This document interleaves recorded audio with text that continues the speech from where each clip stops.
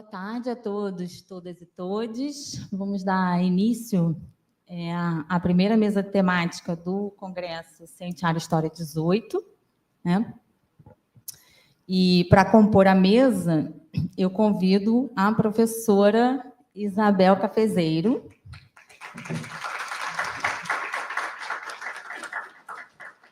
a professora Priscila Tamias Martion,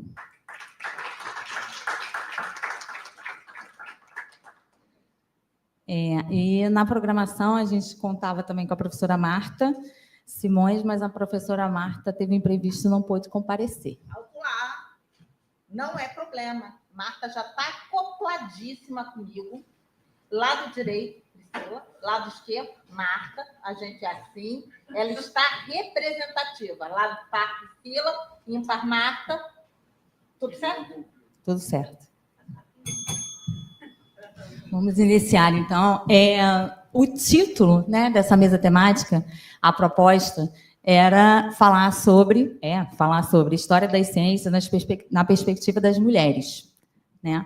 Então, é por isso que hoje nossas convidadas são do sexo feminino, somos mulheres, né, professoras do HCTE, e a gente vai discorrer sobre o nosso percurso acadêmico, né? Digamos assim. Começa por quem? Começa por mim? Você. Mas eu convido e começo falando? Então tá. Só porque é seu aniversário. Ah, tá porque, bom. óbvio que tinha que começar comigo. Né? Óbvio. Né? Não é a entropia que eu sinto, é a entropia. Que bom, obrigada. Muito gentil da sua parte, professora. Então, assim, se for falar um pouquinho aí da minha carreira, né? Eu sou formada em Química, não fiz mestrado, tenho pressa na vida, fui direto para o doutorado, fiz um doutorado de sanduíche de 1 ano na França, depois gostei tanto da França, que voltei, fiz pós-doc na França, professora substituta na França. E é isso. E é isso. Nada disso não, tem mais coisa aí. Pode falar que não conto eu.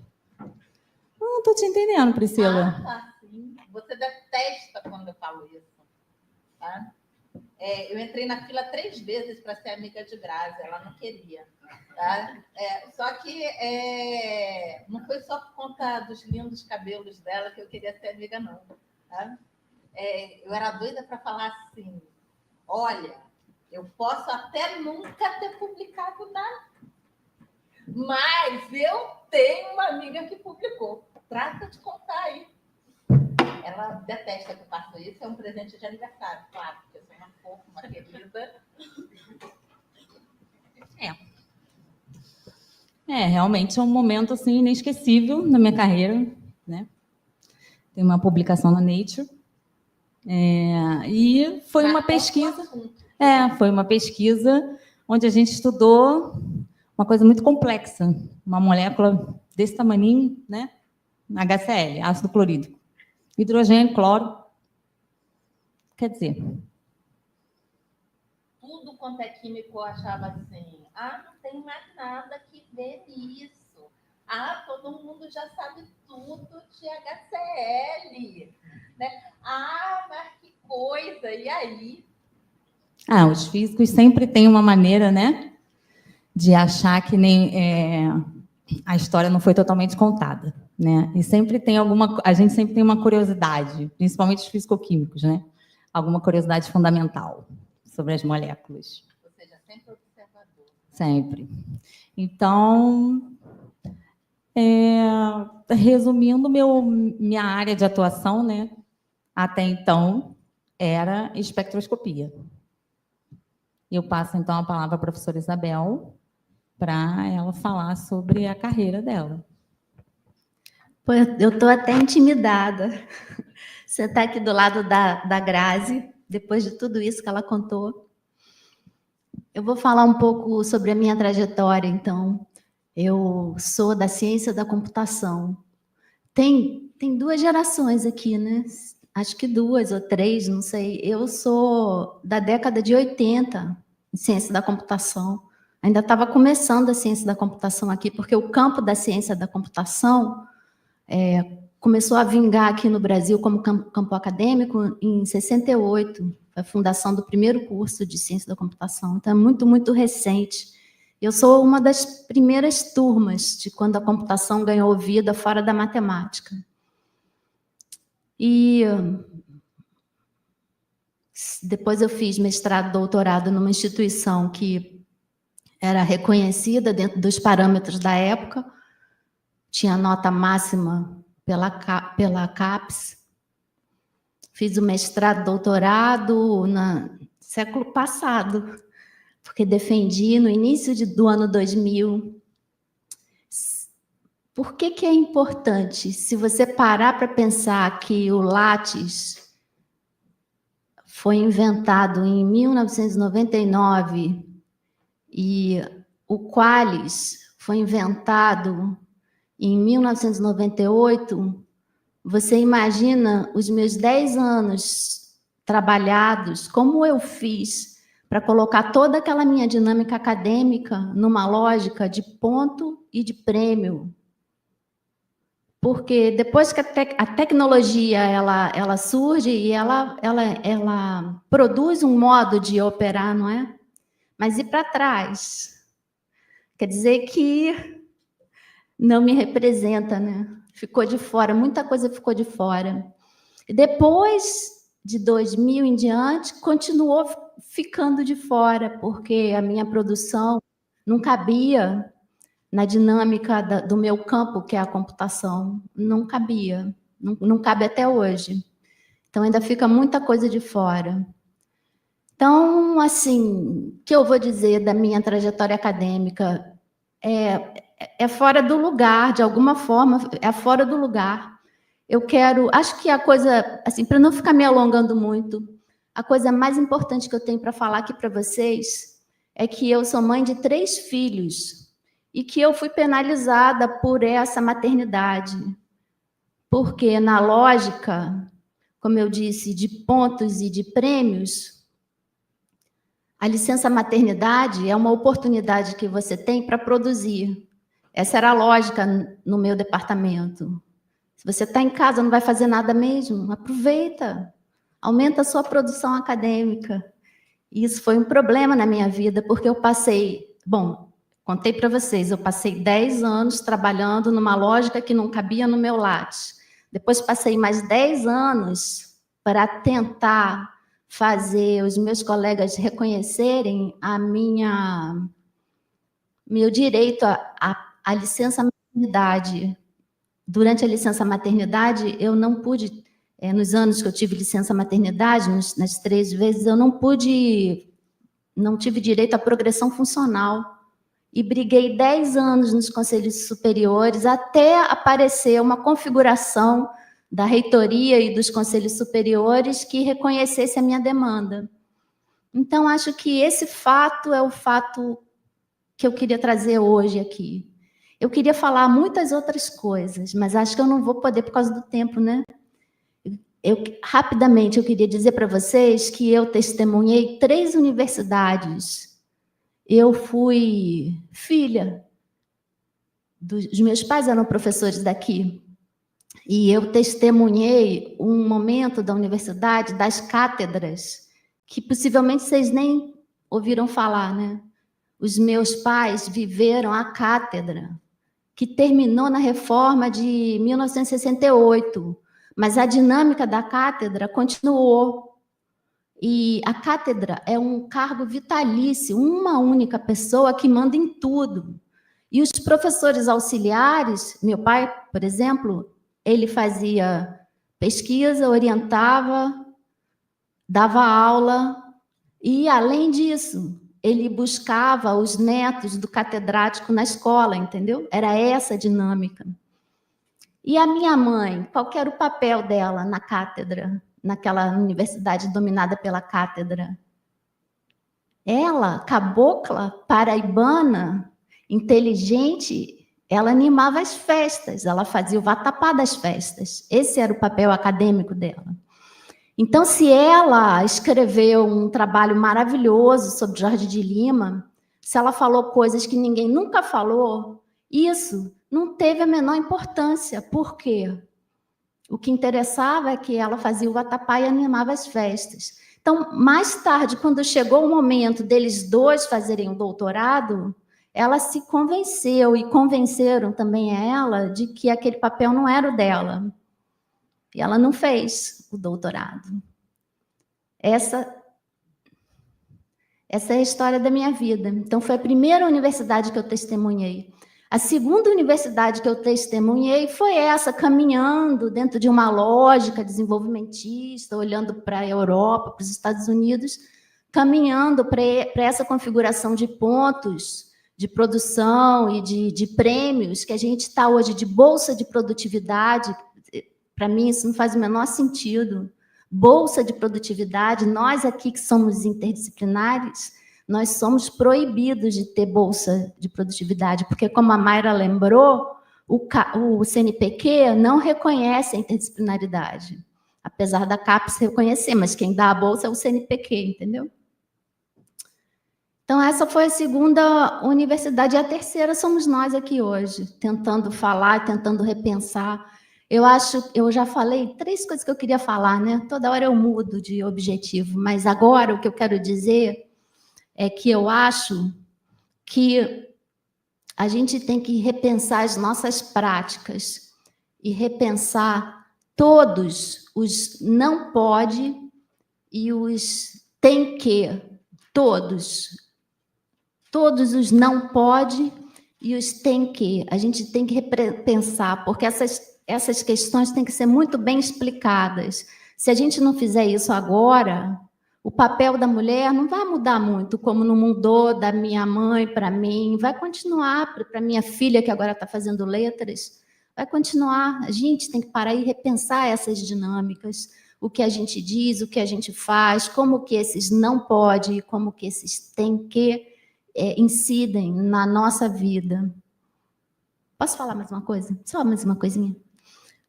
Tem essa universidade de pontos e de prêmios, como eu falei, que é toda movida por uma matemática que é muito articulada, muito tecida e aponta para índices. Essa universidade que a gente vive agora. Por que isso não funciona? Porque a gente tem um objetivo quando a gente faz um índice. O índice aponta para lá no horizonte, ele está apontando para lá.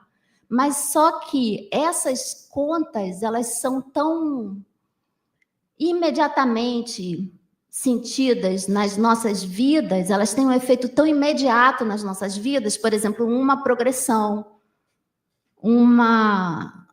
sei lá, é tão imediato, uma dispensa de turma, por exemplo, alguma coisa assim, que rapidamente, em vez da gente olhar para lá, para onde estava apontando o índice, a gente olha para cá, olha, para a ponta do dedo, para o próprio índice, e a gente arma todo um esquema para alcançar aquele índice. Mas qual é a meta? Qual era a meta? A gente nem se lembra mais. Então, é isso que a gente faz, a gente corre atrás, a gente se descabela para chegar no índice. E a meta, a gente nem se lembra mais. Olha que beleza, hein? Tanta gente entrando. Tem passagem, senão tem que ter passagem aí, ó. Controlar vai passar. Que lindo, gente, que lindo. Eu vou até parar de falar. Washington abrilhantando, como sempre. Tá? Me orientando. Tá? Gente, depois da fala de Isabel, ela Obrigada, Isabel. Isabel me fez perder totalmente o rebolado, totalmente, né? Porque eu me senti muito representada eu vim preparada para falar uma coisa, sabe? Só que nem está aparecendo aqui que eu vim preparada, que bom que eu vou falar outra coisa, né? Porque já não está nem aparecendo. Mas a fala de Isabel, ela me tocou bastante. E não foi nada disso que a gente ensaiou, né? A gente ensaiou, não foi, né? Não, mas é isso. A gente vai para onde a seta do tempo aponta, né? E durante muito tempo eu me compreendi como a esposa do pesquisador, seu amigo. Tá? Né? Durante muito tempo, e exatamente pela mesma característica da sua mãe. Né? Eu era a pessoa que animava as festas, né?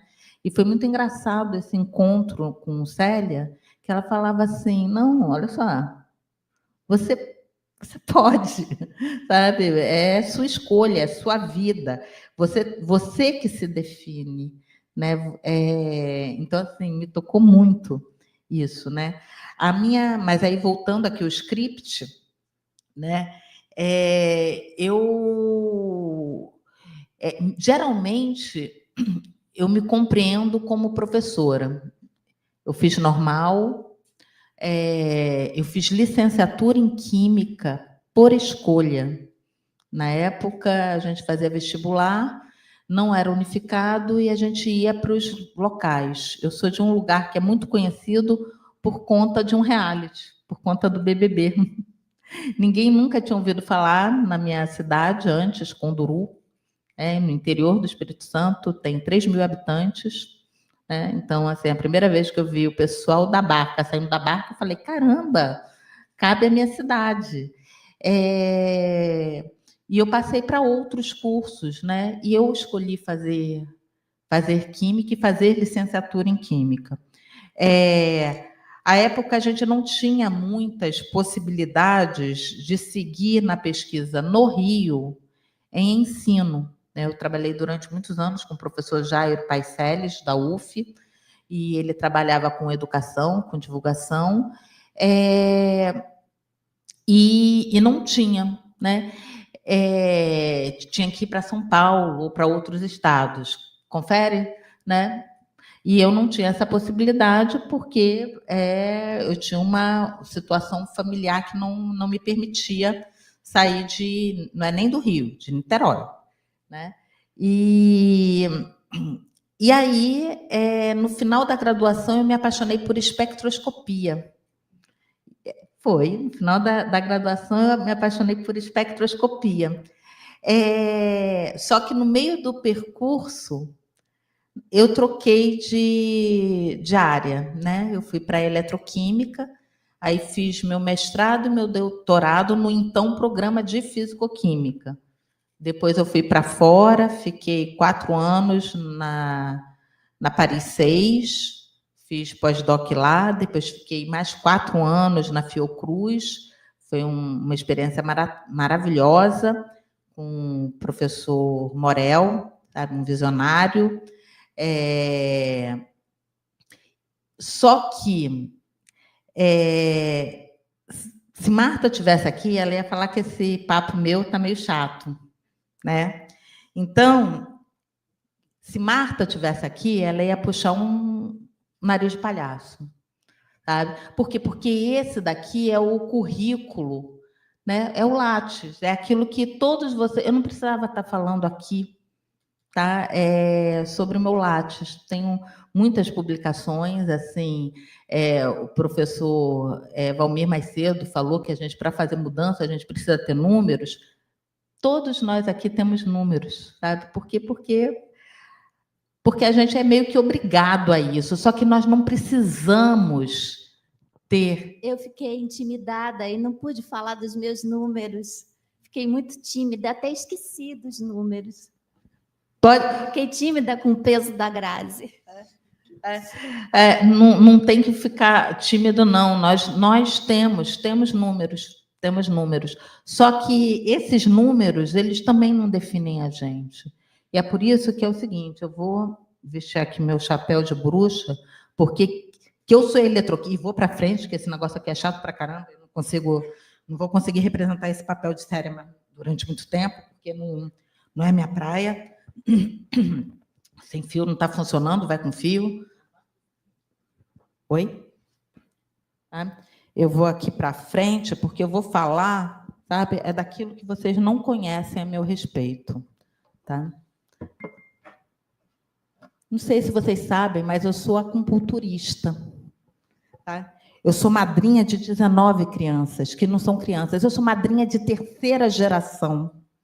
Tá? Ou seja, eu tenho a minha primeira afilhada, tem neto, eu sou madrinha da filha da minha afilhada e da neta da minha afilhada.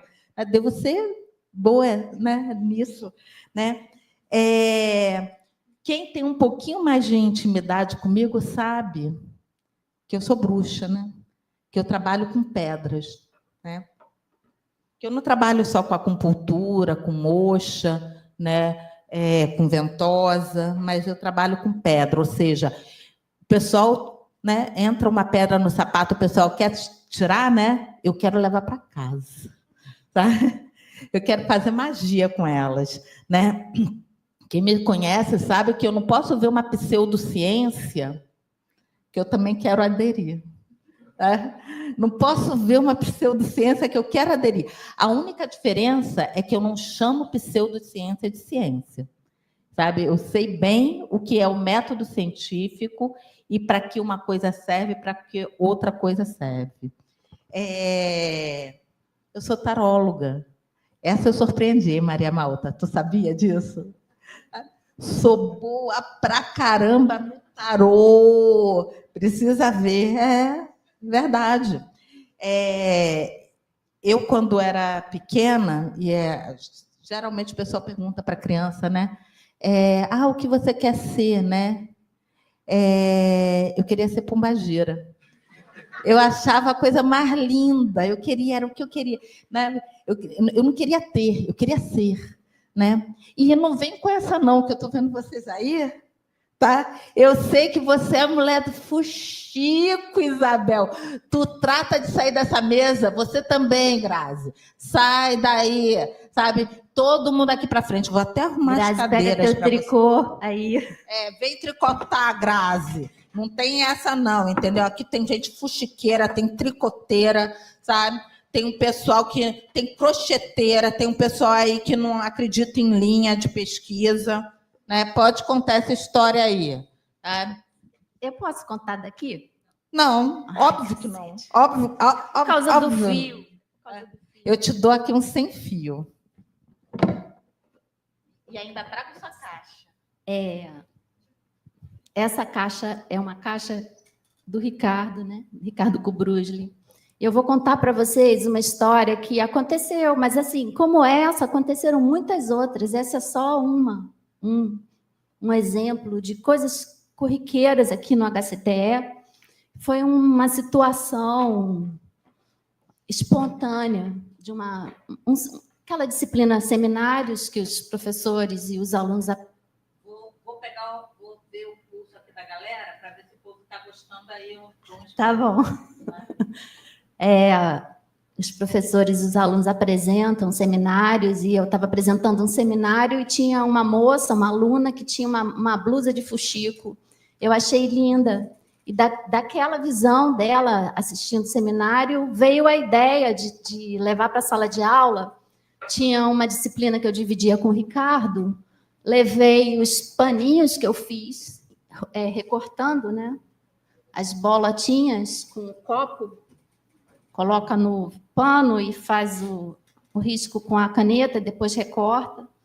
E eu levei esses paninhos, levei essa caixinha de agulha e várias agulhas já com a linha enfiada, porque isso é um problema, né? Enfiar a linha na agulha, e distribuímos. Era uma mesa redonda, os alunos ficavam em volta, e nós dois também.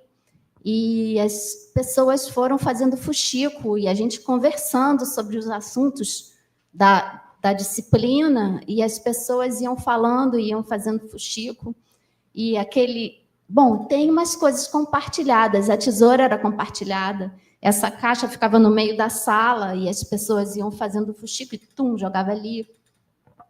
Começou a criar um barulho em volta, passa-tesoura e um movimento em volta, por fora da aula, e o fuxico rolando, e a ciência que a gente estava discutindo, e o de fora se torna o de dentro. E a gente passa a falar da ciência no fuxico. Não é uma metáfora, é uma prática, é uma coisa experienciada, vivenciada. O de fora virou o de dentro. A gente já não sabia mais o que era o lado de dentro, o lado de fora. Talvez quem é mais antigo aqui lembra dos cienciários passados, né? Esse lado é o outro lado. Tem uma confusão aí, ou talvez lembrem da fita de Möbius costurada na cabeça. A fita de Möbius é uma construção matemática que você perde a noção do que é o lado de dentro e o que é o lado de fora. A gente diz, é uma superfície não orientada. E quando você costura essa figura que o Ricardo Kubrusli inventou, você costura a fita na cabeça, você já não sabe mais, você perde essa noção do de dentro e do de fora. E o Fuxico trouxe isso para a gente.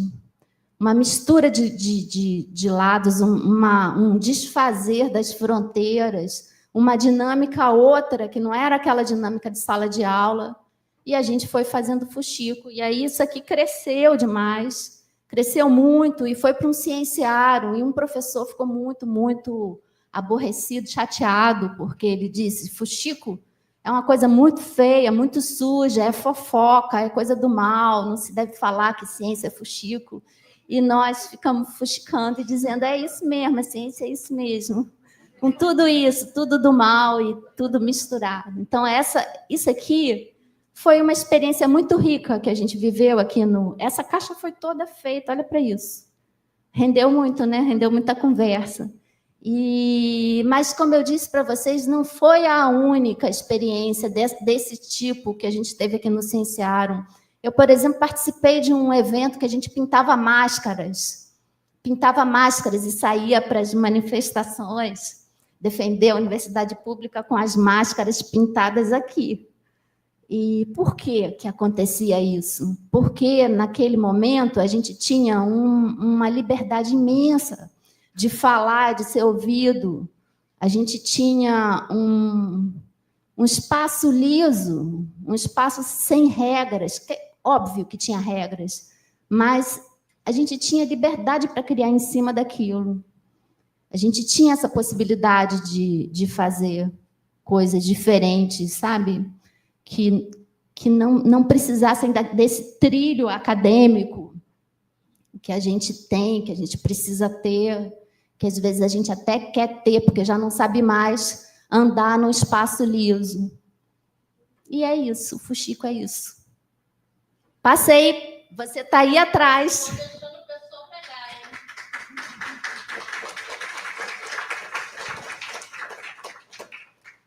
Mas tem crochê nessa história também, tem as texturas, tem os babados aí. Tem. Como a Isabel falou, né, chegou um momento que isso que a gente chama de ciência dura, né, já não cabia mais em nós. Então, assim, eu já ouvi muita coisa do tipo, nossa, como que você tem um artigo na Nature, né? Devia estar servindo um cafezinho na hora, né? Opa, quer entrar aqui no artigo? Vamos botar teu nome, né?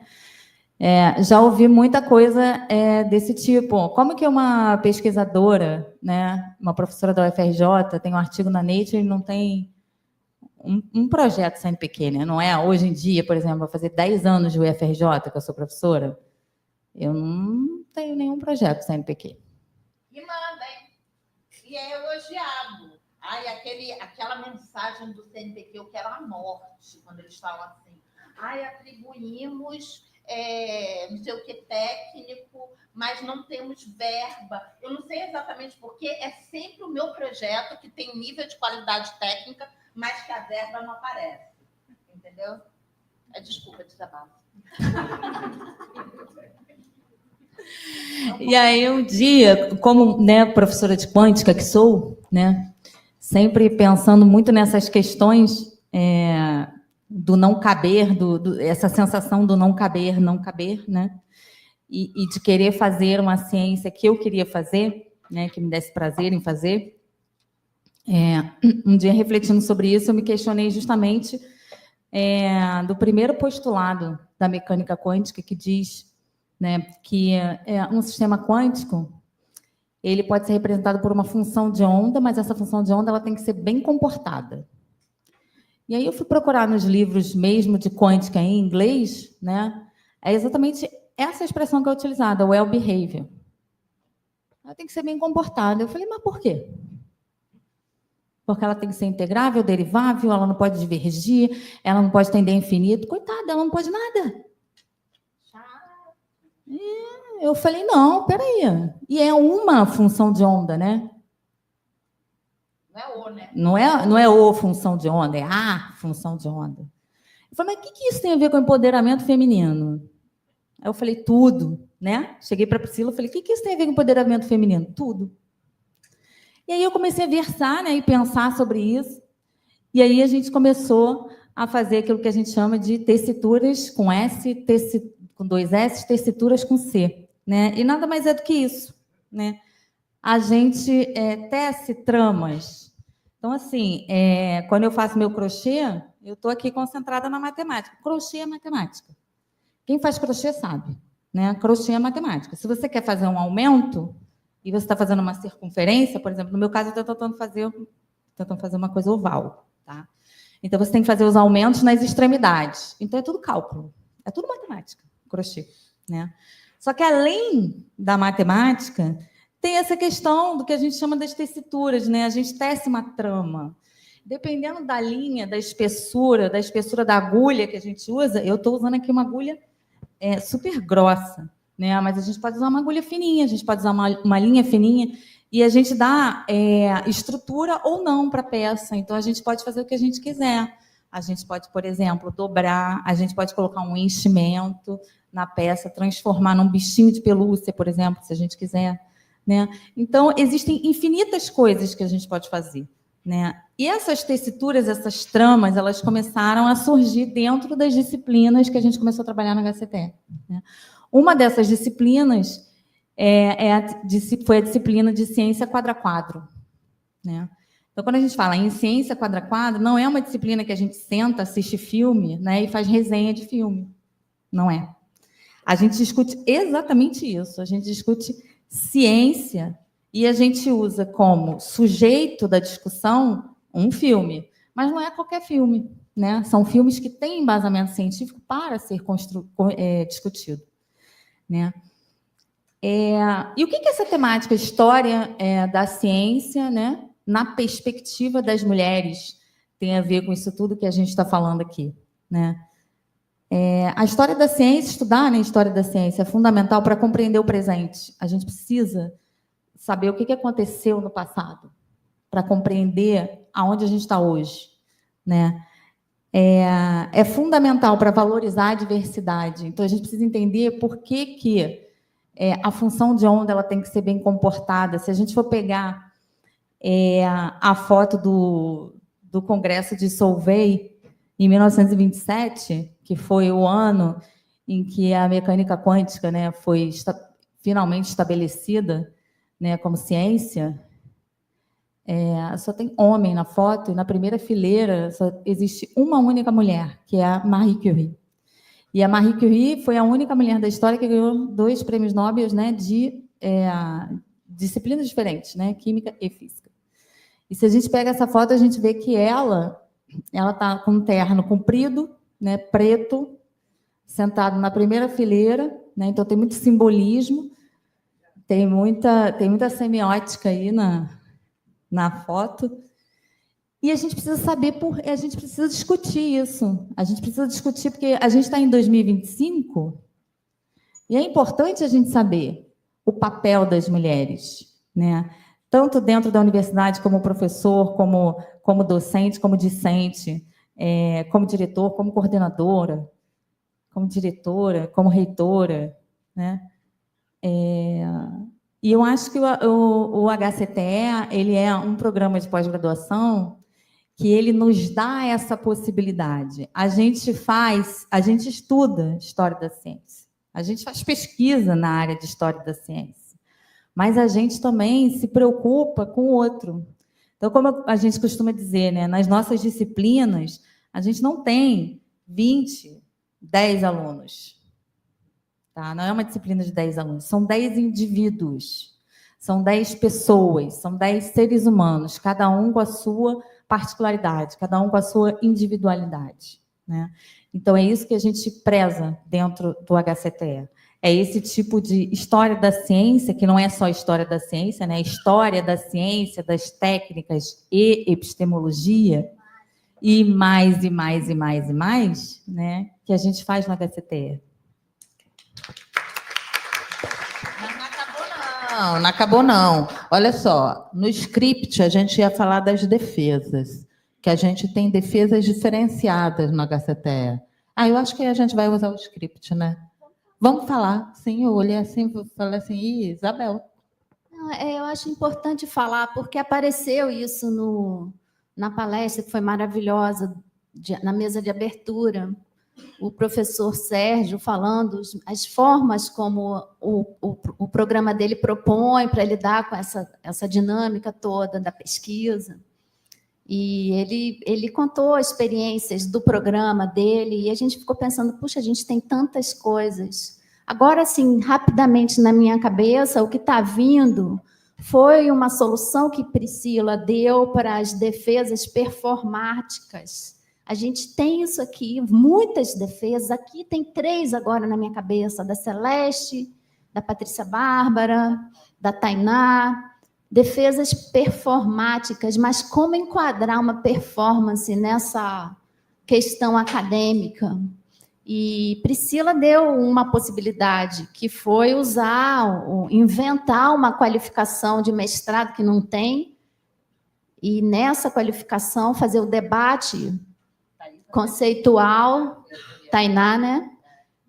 Cadê ela? Não está aqui. Um debate conceitual e depois a performance era defesa. Então, essa foi uma solução que a gente... Na Celeste, teve 4 momentos numa defesa. Teve o momento das tessituras, com 2 S's, né? Que foi a oratória dela, né? Invocou um pouco desses diálogos, né?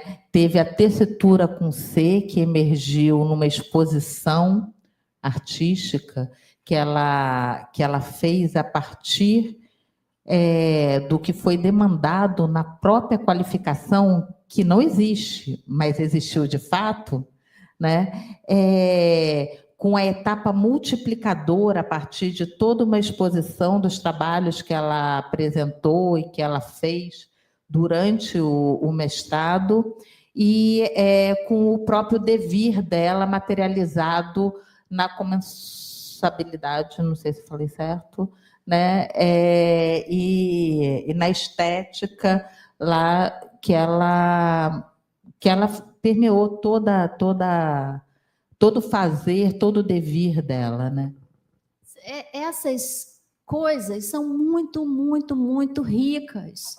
São muito... Ela está falando aqui, eu que estou falando, mas ela está falando ao mesmo tempo. A banca não fica parada. As coisas não param, tem um fluxo, tem uma dinâmica, tem uma invenção constante, e isso é muito rico. É mais rico, eu considero, né, na minha visão, do que um documento chapado, engessado, entende? Tem uma dinâmica, tem um fluxo, tem uma ideia correndo ali, então é de uma riqueza imensa. O documento chapado, engessado, ele existe, né? Ainda existe, porque é o protocolo. Então, assim, a Celeste entregou a dissertação dela escrita, né, a produção textual dela. A Patrícia Bárbara entregou a produção textual dela com todas as justificativas científicas do que ela estava propondo, né? Mas a defesa dela foi uma performance.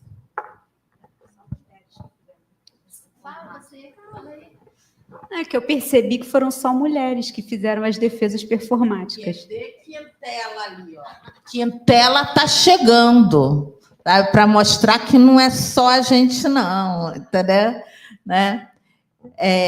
Por enquanto é, mas também é só mulher que, né, que geralmente nas aulas acabam fazendo o inesperado. Por exemplo, nas aulas da gente... Quer falar?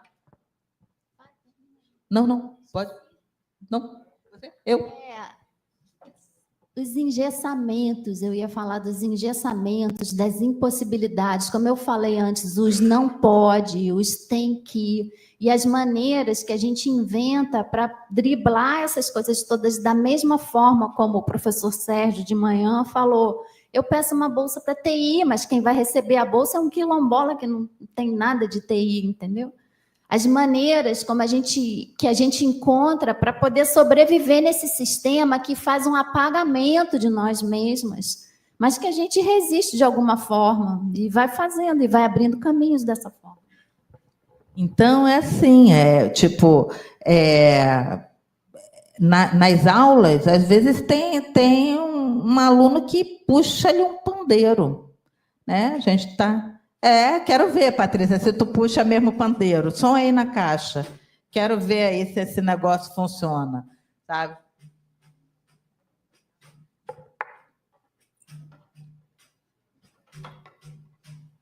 Porque ela puxava o pandeiro, ela dizia, aí ficou pesada essa aula.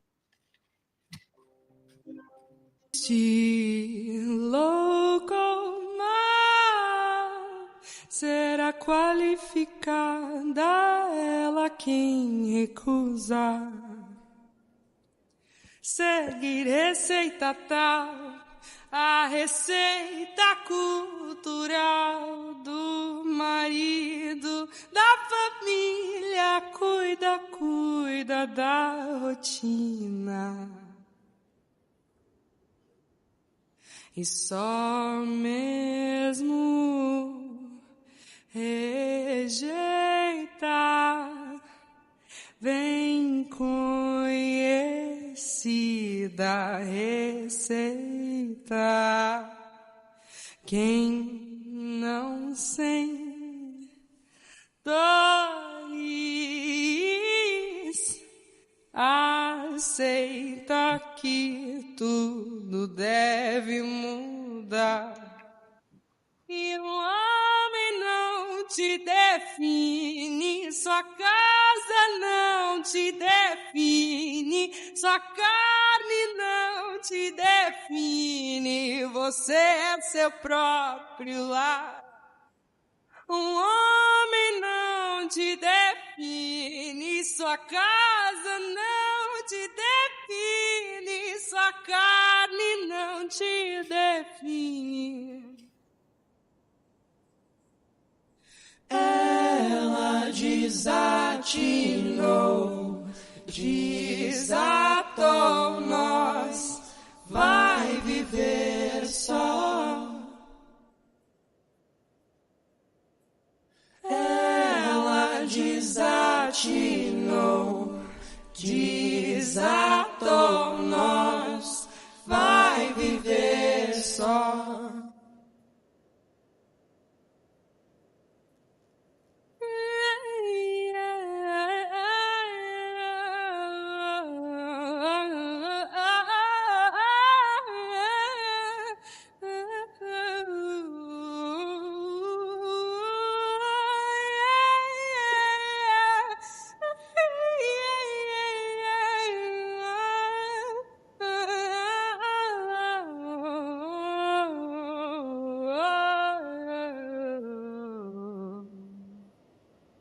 Eu não me vejo na palavra fêmea, alvo de caça, conformada vítima.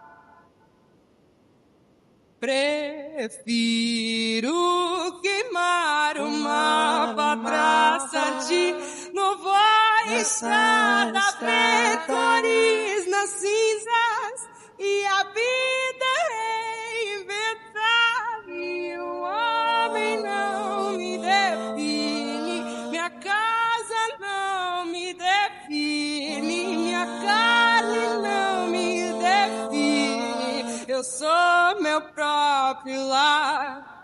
E o homem não me define, minha casa não me define, minha carne não me define, eu sou meu próprio lar. Ela desatinou, desatou nós, vai viver só. Ela desatinou, desatou nós, vai viver só.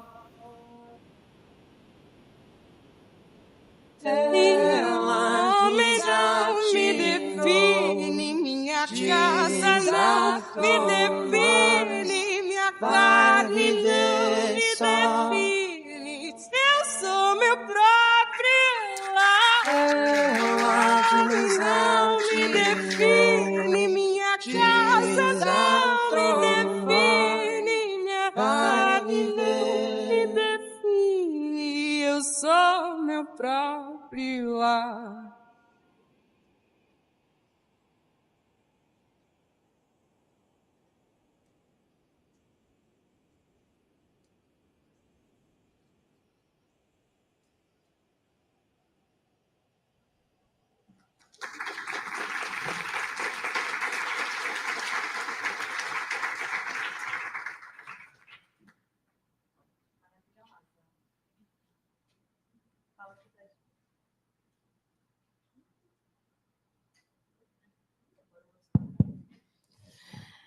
Se apresenta, fala sobre você. Sobre mim? Bom, quem sou eu? O que vocês acham que eu sou? Uma bailarina? Uma bailarina? Ah, sim, eu sou. Desde os meus 3 anos de idade, bem pequenininha. E hoje, recuperando de um dedo quebrado, então, relevem. Mas, voltando à história, não sou apenas uma bailarina, também sou atriz. Sim, também desde bem pequenininha. Cansada, porque hoje em dia já tenho mais de 30 anos. Sou uma jovem senhora. Porém, não é só isso. Não é só isso. Eu também sou bacharel e licenciada em física. Trabalhei com divulgação de astronomia. Sim, eu sou astrônoma. E, felizmente, sou mestre em astrofísica. Isso foi legal? Foi muito legal trabalhar com observação do céu. Foi muito legal trabalhar com divulgação da ciência. Mas faltava algo, né? Como faltava? A Thay, atriz e bailarina, é a mesma Thay, astrofísica, pesquisadora. Não dava para diferenciar tanto e colocar uma coisa como o hobby e outra coisa como a carreira. Dava. Então, eu decidi que faria o meu doutorado unindo as duas coisas. E hoje, eu busco juntar pela arte a divulgação da astronomia.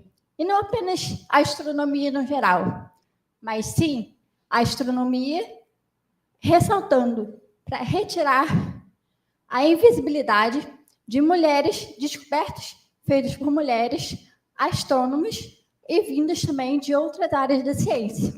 Esse é meu projeto de doutorado, que está em andamento e que também vai ser performático, como eu estava ouvindo ali de fora vocês falando de alguns. Basicamente, é isso. Obrigada.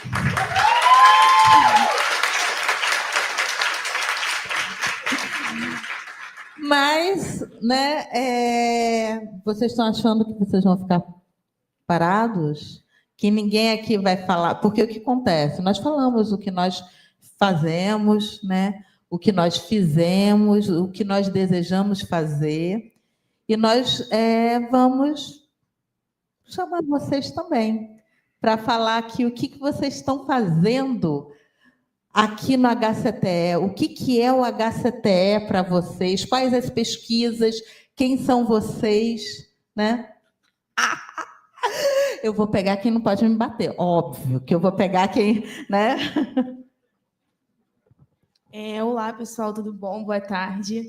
Eu me chamo Mariana, eu sou aluna da UFRJ há um tempinho, vamos dizer aí, desde 2012. Eu acompanho o Cientiarum desde 2017, apresentei trabalho de diversas formas.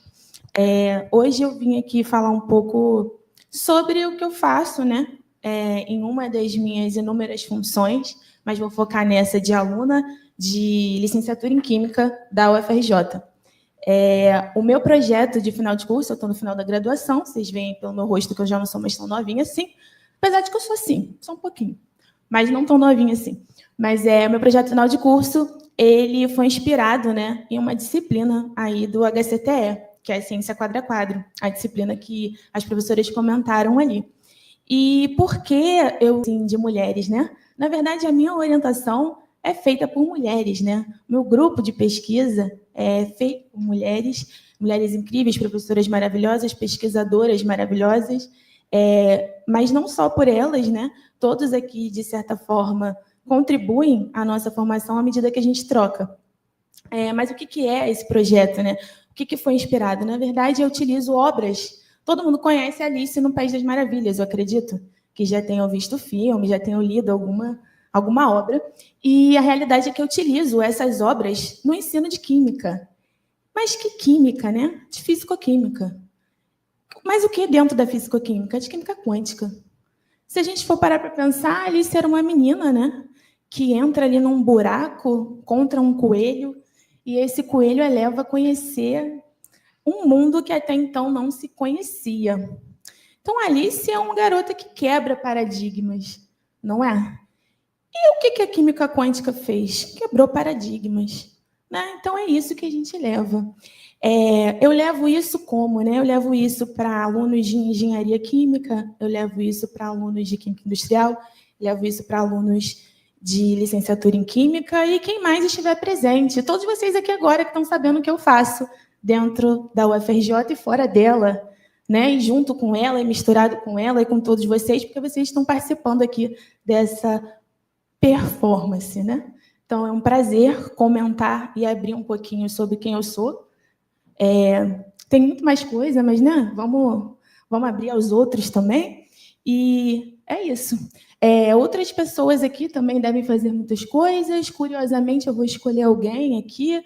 Acho que vou escolher você. Tá bonita, tá com colar, uma blusa verde. Acho que vou escolher você para falar um pouquinho. Fala um pouquinho sobre você. Oi, pessoal. Boa tarde. Meu nome é Larissa Rangel.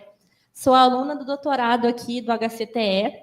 E com essa caixa aqui, né, documentos de pesquisa e alguns livros do Paulo Freire, né?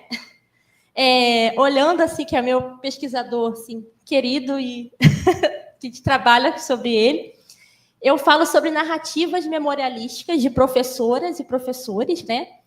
E por que é importante dar voz a essas narrativas? O que é narrar? Narrar é contar algo. Então, as narrativas memorialísticas, elas dão voz às professoras, né? Professoras de diferentes instituições e disciplinas, né?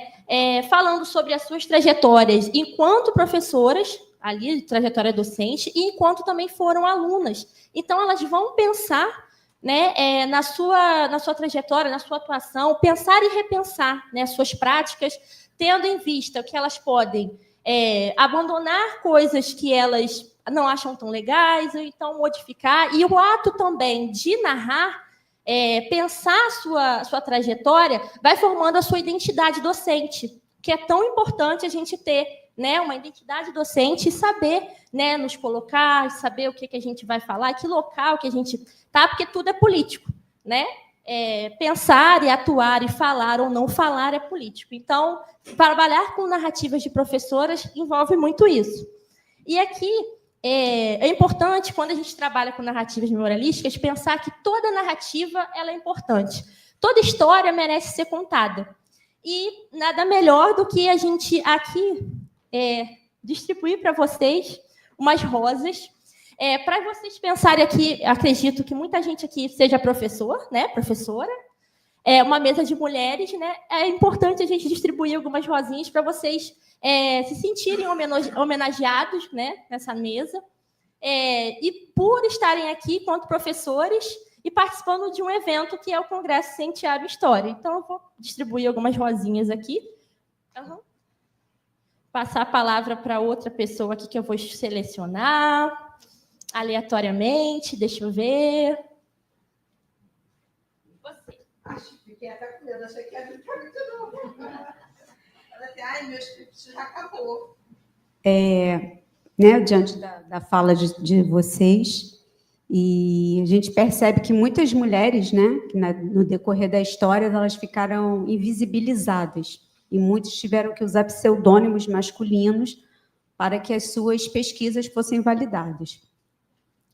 E, nesse contexto, né, eu defendo o acesso aberto não só aos artigos científicos, mas também aos dados, aos resultados e também aos recursos educacionais, né, que nós conhecemos como ciência aberta, de forma que tudo possa ser, que a sociedade tenha acesso à ciência, não perdendo de vista que a ciência ela é um bem público e um direito universal da sociedade.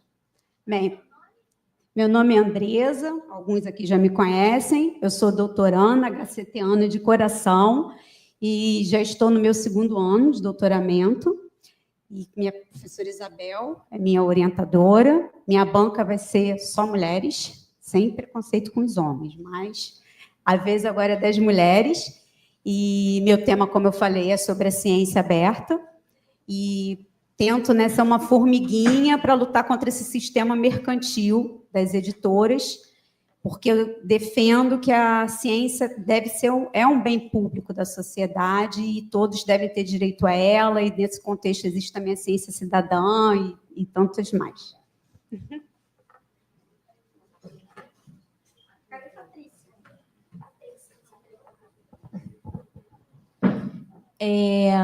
Então, o tema, né, do congresso esse ano tem um passarinho, né, lindo, inclusive. Não estou vendo nenhum passarinho. Opa! Tem um passarinho. Tenho sede. Dá um conhecimento.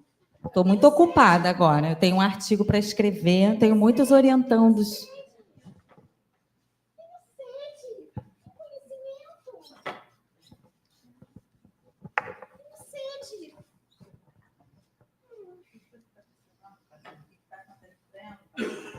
Que sede é essa, passarinho? Deixa eu explicar.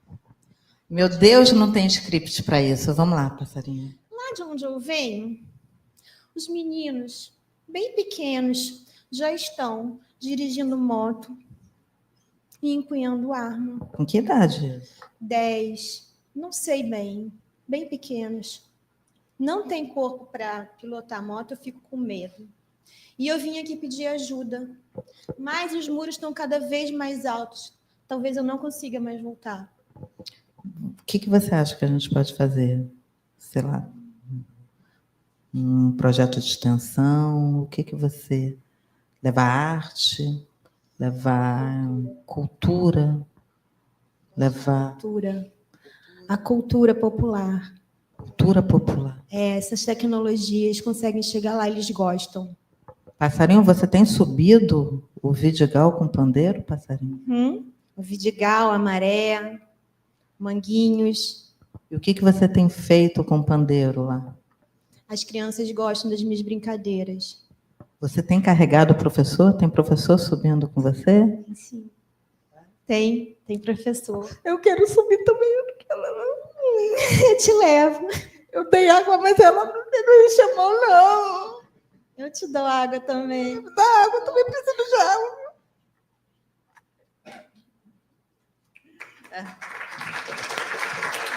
Patrícia, ela tem feito um trabalho maravilhoso. Gostaria que você falasse um pouquinho desse trabalho, Patrícia.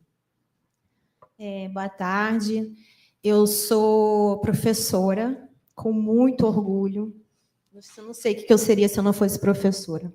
Eu gosto de ser. E eu vim aqui resolver os conflitos, porque o sistema está colapsado, né? O sistema educacional, e eu vim aqui buscar o auxílio, né? Para poder levar de volta alguma solução, porque está cada vez mais difícil ser professor.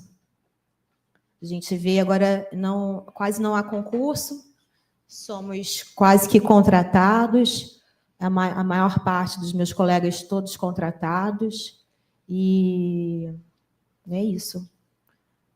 Obrigada por vocês me ouvirem. Vou dar prosseguimento aqui à apresentação. E agora, vou passar aqui para a professora Grazi, para ela dar início ao transbordar. Não acabou não, gente.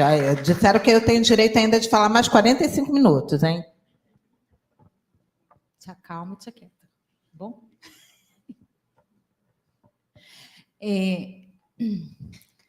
Eu não vou dizer que essa mesa, né, foi muito formal, vamos dizer assim, como talvez alguns esperassem, né? A ideia era justamente essa, a gente trazer para a discussão, não só através da música, né, que homens não nos definem, né, a carne não nos define, que nós podemos ser aquilo que quisermos, né, enquanto mulheres, enquanto historiadoras da ciência, enquanto estudamos a história das ciências, as técnicas, epistemologias e mais, e mais, e mais, e mais, né?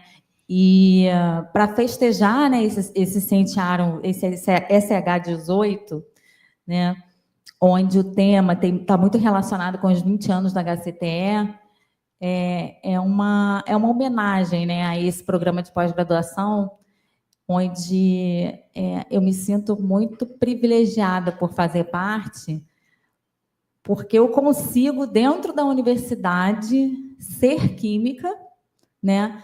O meu fazer na área de química, ele é possível, mas ele não necessariamente ele precisa ser ditado por ninguém. Eu posso fazer química, eu posso fazer meu crochê, eu posso atuar com metodologias que eu utilizo de avaliação, né, através de brincadeiras, de jogos. A gente tem a liberdade, né, de ser quem a gente quiser, né? E eu costumo fazer esse paradoxo, né, eu costumo fazer essa comparação, como professora de quântica, né, um sistema quântico, ele naturalmente, né, ele é dual. Então, ele se comporta como partícula e onda. Esse comportamento ele é simultâneo, né? A resposta do sistema quântico como partícula vai depender sempre do observador, de quem está observando. Se aquele sistema quântico, né, ele responde enquanto onda, foi porque eu, enquanto observador, né, selecionei uma propriedade para observar aquele sistema enquanto onda.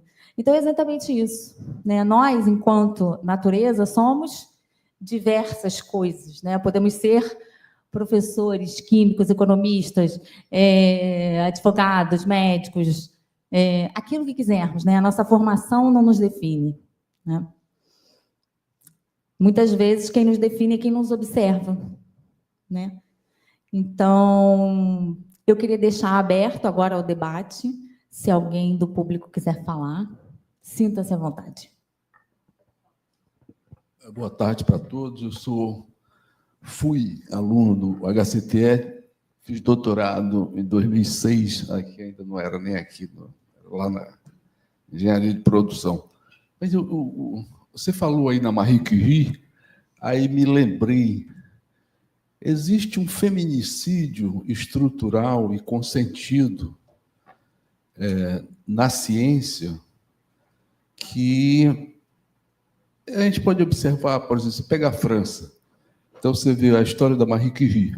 Marie Curie, o marido dela, o grande físico francês, ela era polonesa, ele foi morto, atropelado por um ônibus puxado a cavalo. Naquela época, os ônibus em Paris eram puxados a cavalo. Ele teve uma morte horrível. E ela teve que assumir, a família assumia a cátedra. E ela começou a namorar um professor da Universidade Francesa, que era casado. Imagina quem é que foi repreendido? Ela que era viúva e era solteira. Foi a mulher. Na história da Marie Curie. Segundo, tem outra grande matemática francesa, da época da Revolução Francesa, a Sophie Germain. Ela foi contemporânea do Lagrange. O Lagrange era o grande matemático, os dois grandes matemáticos da época da Revolução Francesa eram o Laplace e o Lagrange, viraram o século. E o Lagrange foi o primeiro professor de matemática, de análise da Escola Politécnica Francesa, foi fundado em 1794, em Paris. Pois bem, a Sophie Germain começou a se corresponder com o Lagrange, ela sabia que se colocasse na correspondência o nome de mulher, ele jogava na lata do lixo a correspondência. O que ela fez? Usou o nome de um aluno que tinha sido reprovado, tinha saído, e passou a usar o nome daquele aluno, ex-aluno da Escola Politécnica, para se corresponder com o Lagrange. O Lagrange percebeu que ali tinha um grande matemático. Ela é uma grande matemática, a Sophie Germain. E aí é que começou a amizade, depois ela ficou amiga do Gauss, dos outros matemáticos contemporâneos, né? Então, existe um feminicídio mesmo. Feminicídio é o quê? Não é matar a mulher pelo fato dela ser mulher? Não precisa de razão. Esta é a razão. Então, o fato dela ser mulher, a Marie Curie, todas elas sofreram esse tipo, um apagamento, né? Como a gente fala hoje que, né, cancelou o CPF, né? Mais ou menos isso.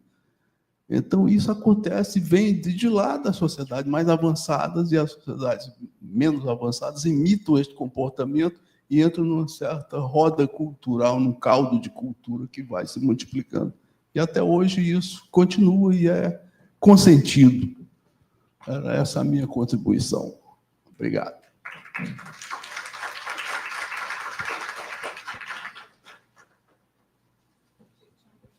Ninguém pediu aí atrás.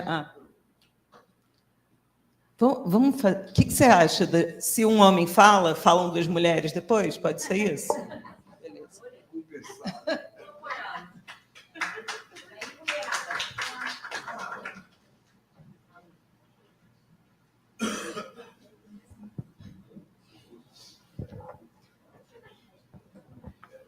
Oi, boa tarde. Queria agradecer muito essa mesa, que inspiração, olha, que luxo! Eu que sou tão bem recebida, né, como com a minha Salomé, então, emocionante mesmo, né? Acho que a gente, só quem é mulher, um dia perguntaram, né, como é que a gente nota, por exemplo, aí um depoimento, né, quando comecei a pesquisar também, né, o que é ser mulher é uma grande pergunta ainda para mim, e muitas vezes a professora Grazi, né, falou pelo quântico, pelo que olham e observam. Então, meu depoimento é que me percebi, sempre fui bailarina, parabéns à bailarina, astrofísica, que coisa linda. E quando descobri que sou mulher, e ainda estou descobrindo, é pelo olhar sempre de repúdio, de assédio, né, do masculino, dos, enfim, homens, outras pessoas. E aí ver essa mesa assim, muito mais do que um empoderamento da mulher, mas tão verdade, né? Tão na carne de vocês, a pesquisa, a arte, ciência. Então, vou dizer que eu amo esse espaço e estou muito feliz, né, de poder estar participando. Então, que evento lindo e parabéns, Priscila. As revelações. Voltarei. Gente, que coisa linda. E só isso já. Agora falta eu estudar mais e virar mais. Não tem dicotomia nenhuma entre arte e ciência. Muito obrigada.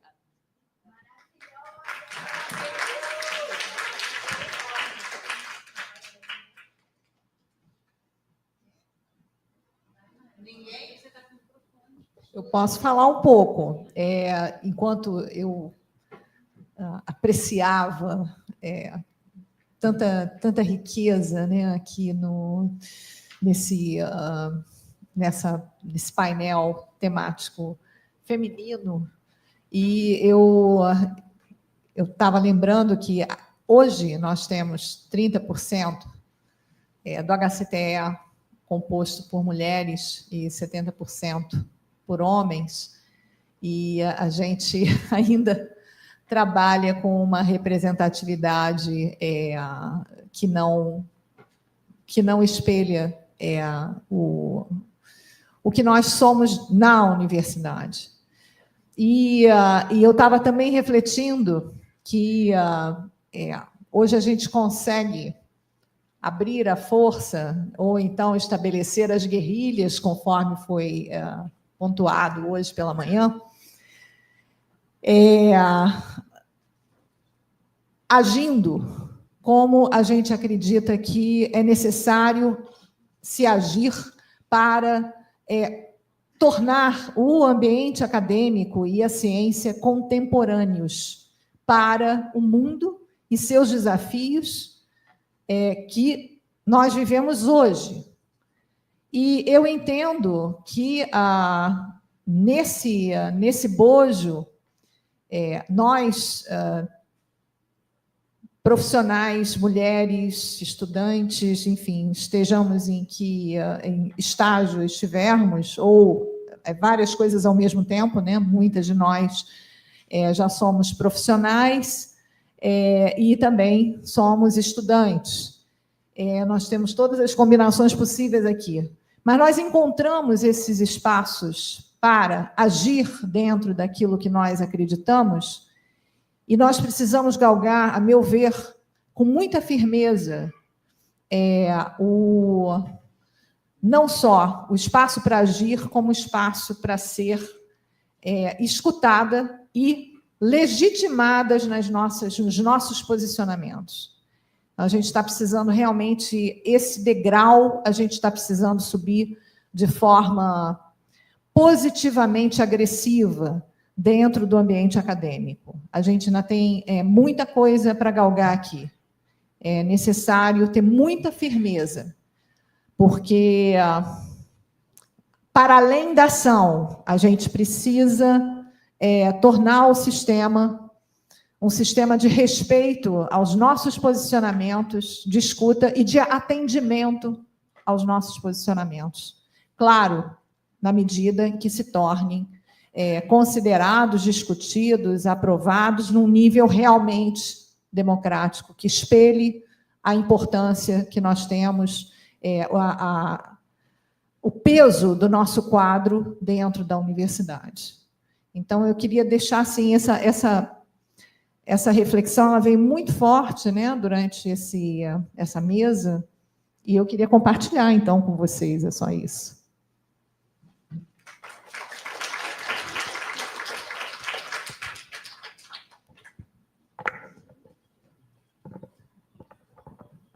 Esse assunto, mulher na ciência, é tão instigante quanto provocador, principalmente com que, nem de paraquedas, na verdade eu caí sem paraquedas, mas sobrevivi.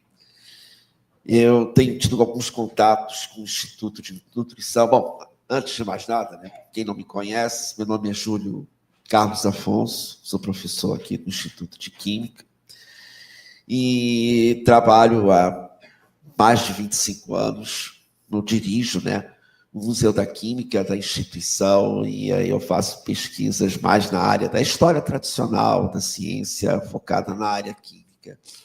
Mas caiu em uma situação totalmente imprevista, que era o nome de uma mulher, uma polonesa, fugida da guerra, com o marido, com a família destroçada em Varsóvia.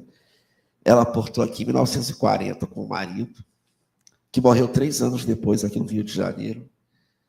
E ela, sozinha e viúva, construiu uma vida dedicada por amor ao próximo, através do ensino e da educação. Uma figura, ela trabalhou com uma outra figura que é um ícone, não se pode negar, Josué Apolônio de Castro, né, que é o fundamentor principal, né, um dos fundadores do Instituto de Nutrição aqui do CCS, que faz 80 anos no ano que vem.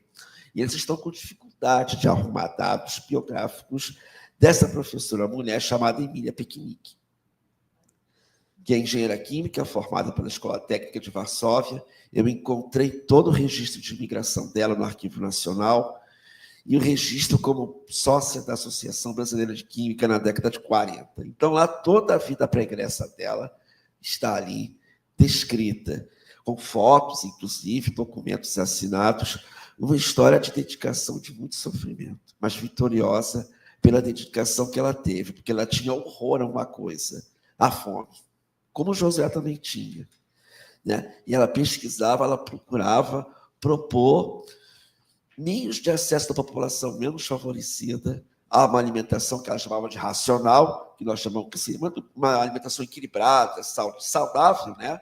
Para que ninguém passasse fome. E ela até se preocupou com a ração, que nem, na época não tínhamos a cultura de pet, né? Mas até para os animais ela tinha preocupação, animal de rua.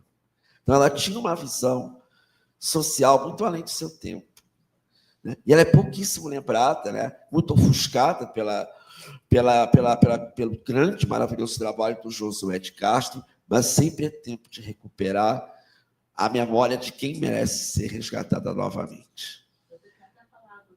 Emília Pequenique.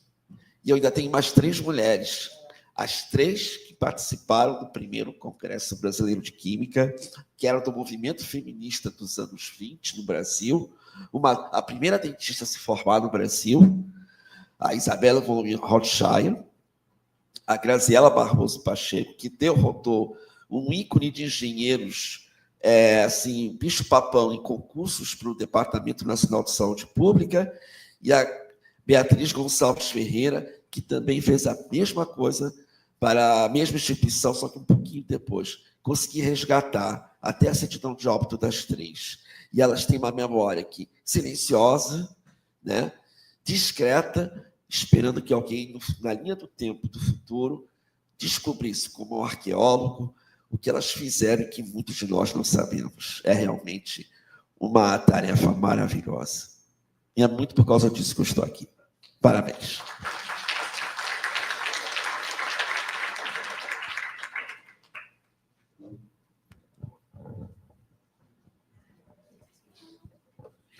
Boa tarde, meu nome é Raquel Donegá e eu estudo sobre emoções.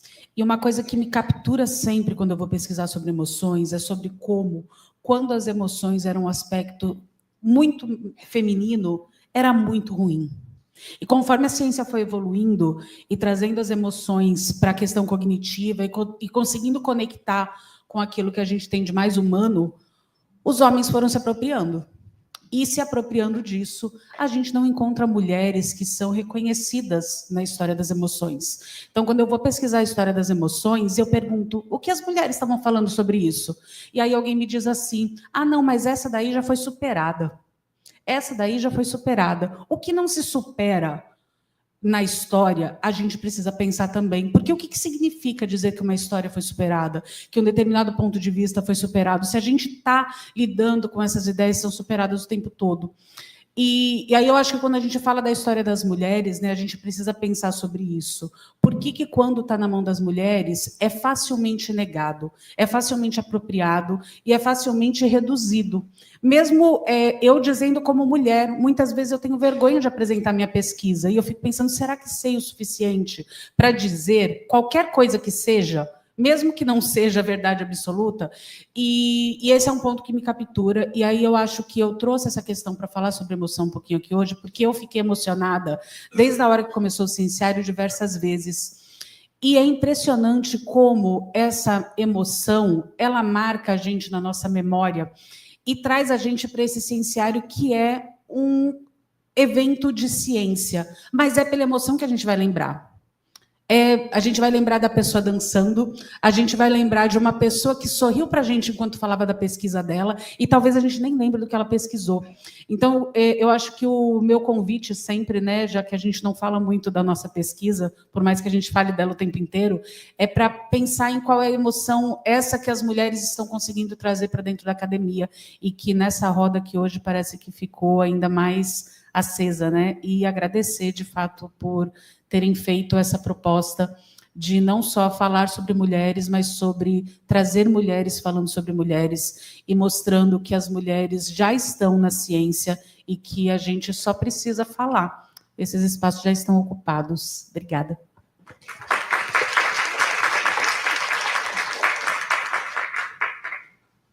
Muito obrigada, Raquel. Foi ótimo, assim, foi belíssima a sua fala. E, assim, meio que prometo que vai ser a minha última fala, né? Eu sou famosa por falar a beça e por ser incontrolável, né?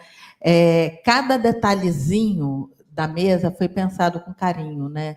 Então, nós pensamos na Mayra no momento dos enovelamentos, dos emaranhamentos, eu não consigo nem falar, né?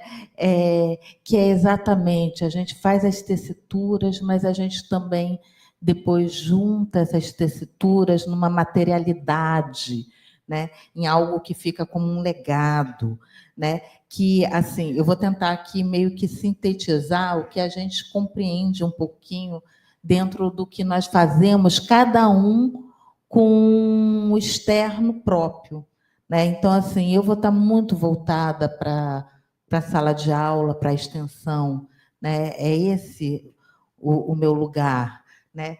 Célia, ela é diferente, né?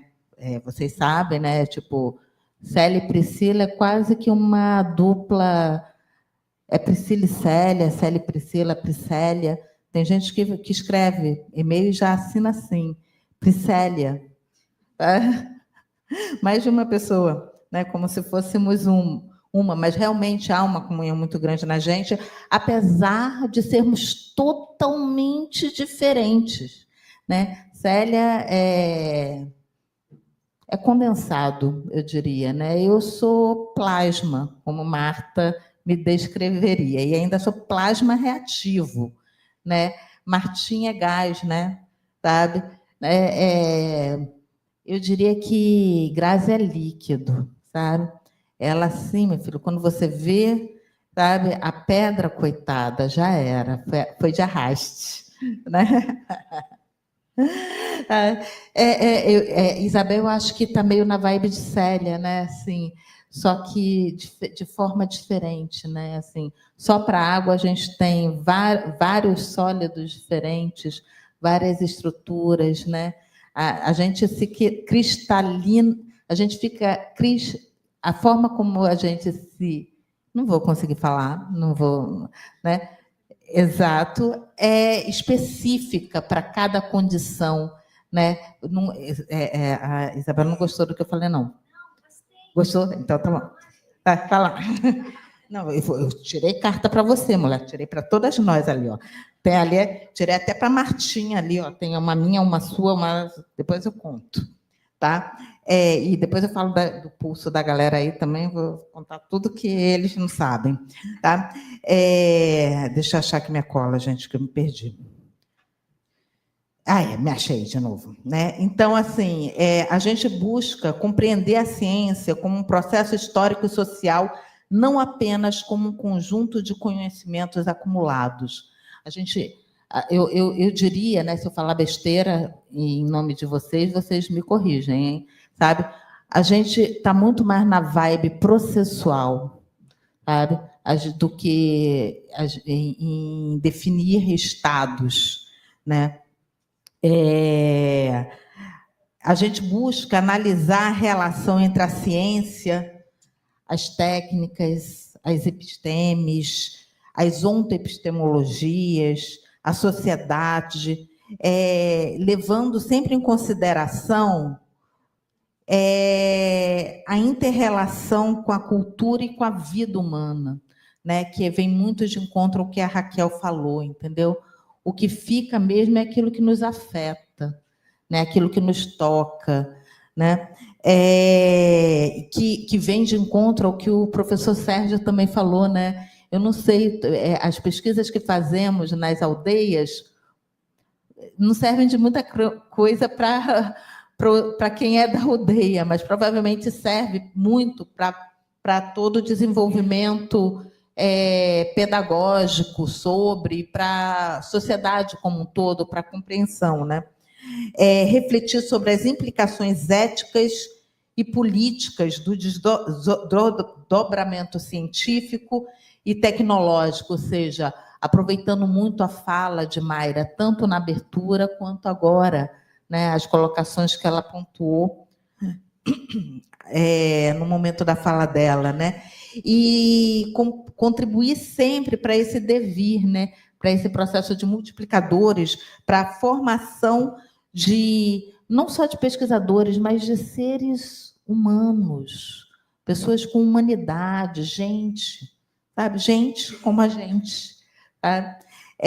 Que sofre, sabe? Que quer ser feliz, né? Eu lembro muito de Cássia Eller, que ela falava assim, não, eu sou como todo mundo, eu quero gozar, quero ser feliz, né? É meio isso, né? E óbvio, né, que tudo isso dando uma contribuição para as áreas específicas que cada um de nós trabalhamos, né? E com isso eu passo a palavra para a professora Grazi. Muito obrigada.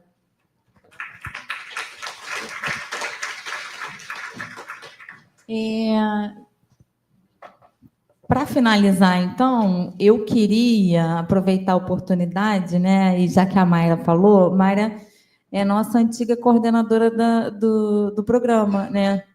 E passou a bola para uma outra mulher, Maria Malta, que também é uma coordenadora, né, do programa atualmente. Queria uma fala tua. Eu sou Maria Malta e acho que honrei a minha mãe porque fui pró-reitora de extensão e ela foi uma das primeiras dançarinas a fazer projeto de extensão na Universidade Federal da Bahia. Acho que honrei a minha avó também, porque ela, nos anos 30, se formou como médica também na Universidade Federal da Bahia. Numa turma de 100 pessoas, ela era uma das 3 mulheres. E a coisa que ela mais gostava de ensinar a gente era fazer bolo. Eu sou Maria Malta, eu faço bolos.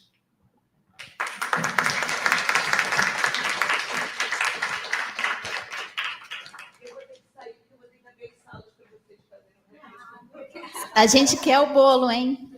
Vai ficar devendo. Eu acho que tá bom, né? Que a gente pode encerrar. Só queria dizer para a Mayra, para Maria Malta, que a ideia que Sérgio lançou vai ser roubada e que a gente quer abrir disciplina de ativismo. É isso. Obrigada, gente.